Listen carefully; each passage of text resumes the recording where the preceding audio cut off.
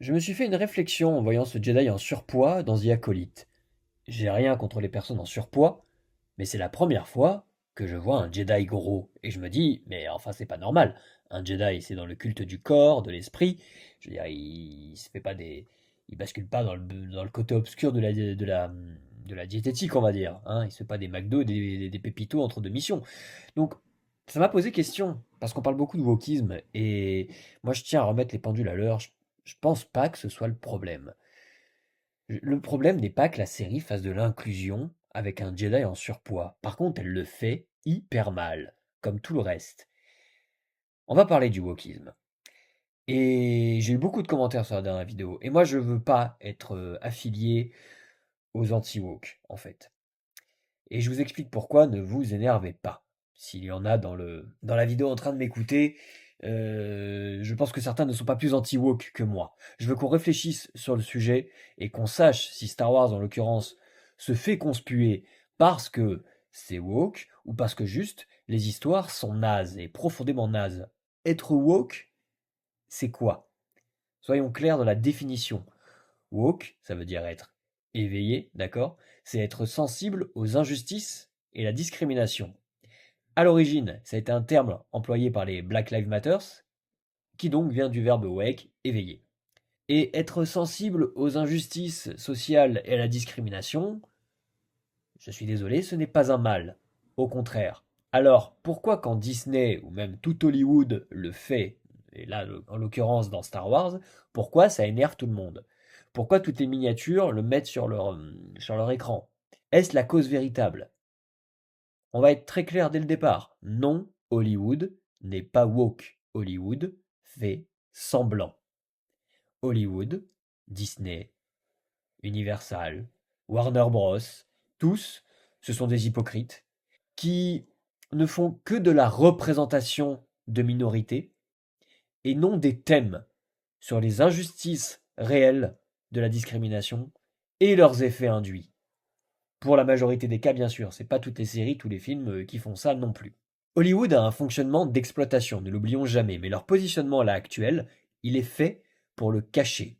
Le wokisme, c'est utilisé par Disney et d'autres entreprises d'un point de vue purement et pragmatiquement capitaliste. Parce que, regardez bien, ils ne s'emmerdaient pas avant à mettre en avant des minorités, des femmes ou autres sujets woke, si on ne leur avait pas fait la critique d'être anti-progressistes.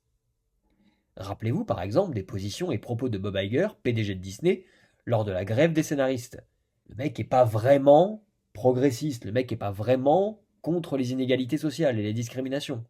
Ce qu'ils font, c'est juste s'acheter une image positive auprès des actionnaires. Et c'est tout. Ce n'est pas du wokisme en tant que tel. Ce n'est rien de plus que son exploitation financière motivée par rien de moins qu'un appât du gain, je ne vous apprends rien, sur ces entreprises. Et avec tout ça, on a des mauvais scénaristes, de très mauvais auteurs, de très mauvais producteurs qui se cachent derrière cela pour éviter qu'apparaisse la réalité. La réalité, c'est quoi? C'est qu'ils écrivent comme des nuls. Mais ils croient qu'un militantisme, ça vaut une compétence, et ils se cachent derrière pour faire bouclier contre les critiques. On a des exemples, on les entend tous les jours. Tu n'aimes pas Rey Skywalker? Eh ben t'es misogyne. T'aimes pas Reva dans Kenobi? Bah t'es raciste, etc., etc.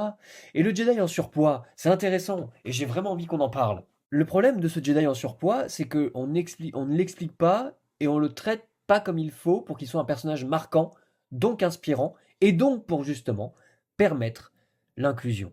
Il fallait peut-être, en termes d'écriture, expliquer son surpoids à ce Jedi, en faire un support pour une spiritualité, pardon, pour un combat, pour suivre un idéal, même quand son corps, bien que suivant les mêmes règles que les autres, ben il est en surpoids. Combien il exprime qu'il doit faire du coup 2 fois plus ses preuves sur ce monde lointain de Coruscant que d'autres déjà bien placés sur Coruscant, mais qu'il arrive à prendre cela avec de la distance, car tels sont les chemins de la force, différents. Et là, ça vaut ce que ça vaut, mais je pense que vous avez, avec la force, une réelle inclusion, un vrai concept woke, car parlant vraiment de discrimination, et le tout cohérent avec l'univers, ou les Jedi, dans une volonté de forger un corps et un esprit. Mais il n'y a rien de tout ça. Et c'est pareil pour toutes les autres minorités qu'ils mettent en scène à l'écran. L'écriture de ces projets, elles nous prennent pour des cons. Disney cache la médiocrité de ses produits en prétextant faire avant tout la promotion des minorités. Or, être woke, mettre en avant les minorités et parler de ces thèmes-là, c'est être progressiste. Et être progressiste, c'est pas un défaut. Mais commencer à juste attaquer Disney parce qu'ils font du faux woke, c'est tomber dans le piège de l'anti-progressisme. Et ça me semble limite dangereux. Le détournement du terme woke me paraît dangereux. Et tous ceux qui l'emploient un petit peu à tort et à travers, ça va finir par bloquer et discréditer toute réflexion au mouvement progressiste dont on a quand même besoin pour que notre civilisation continue d'avancer. Donc c'est pas nul parce que c'est woke, c'est nul parce que c'est écrit n'importe comment. Star Wars et The Acolyte, qu'on soit bien clair, ne sont pas mauvais parce qu'ils sont dans la volonté de faire une série qui met en avant la diversité. Elle est mauvaise car on a l'impression que les créateurs pensent que cela, ça va suffire à faire une bonne série. Et c'est faux.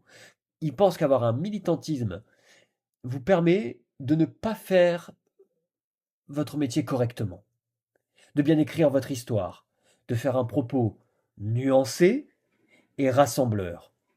Et c'est tout le contraire de ce qu'on a eu avec leur dernière production.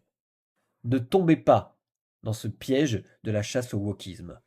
Et rappelons-nous de ces exemples de wokisme qui ont, eux, bien marché. Et on va prendre un exemple des années 80 avec George Lucas lui-même dans l'Empire contre-attaque. George Lucas a reçu une accusation de racisme à la sortie d'un Nouvel Espoir car tous ses héros sont blancs. Le seul personnage méchant, il est noir. Alors, ouais, enfin, il est en armure noire, quoi. C'est Dark Vador. Bon, admettons. En réponse à ça, il crée Lando Calrissian.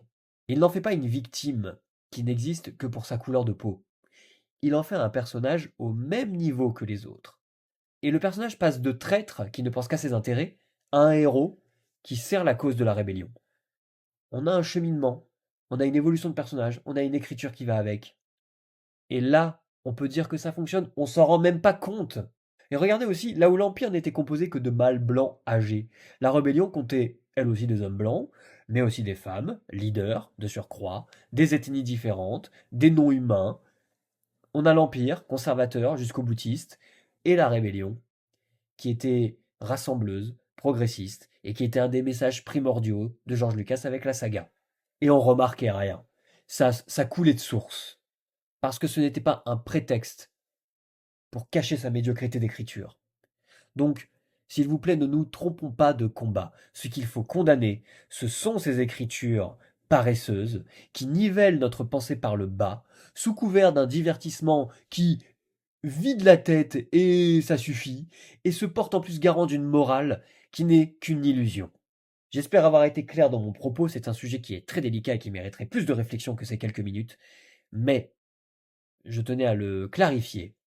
Le wokisme n'est pas le problème. Le problème, c'est la façon dont ces entreprises et Disney s'en servent. Pour servir leurs intérêts, pour cacher leur médiocrité. À bientôt pour la nouvelle vidéo, l'épisode 3 qui arrivera, je l'espère, ce week-end. Mais alors vraiment, je l'espère, il va falloir que je fasse court. Merci à tous